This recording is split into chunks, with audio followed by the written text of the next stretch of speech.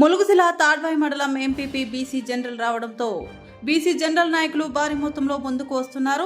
తాడ్వాయి మండలం బీరెల్లి గ్రామానికి చెందిన బెజ్జూరి శ్రీనివాస్ తాడ్వాయి మండలం కాంగ్రెస్ పార్టీ ఎంపీపీ అభ్యర్థిగా బరిలో ఉన్నారు.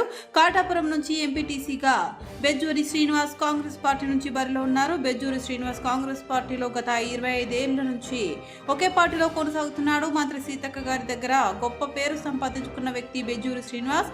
బీరెల్లి గ్రామానికి కాంగ్రెస్ పార్టీ నుంచి సర్పంచ్గా గొప్ప సేవలు అందించాడు. బీరెల్లి గ్రామాన్ని గొప్ప అభివృద్ధి పనులు ముందుకు సాగించాడు.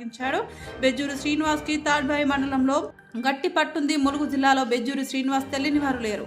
యూత్ ఫాలోయింగ్ కూడా గొప్పగా ఉంది. బడుగు బలహీన వర్గాలతో పాటు బీదవారికి దాన సంస్కరణలు సహాయం చేస్తూ గొప్ప పేరు సంపాదించుకునే వ్యక్తి బెజ్జూరి శ్రీనివాస్.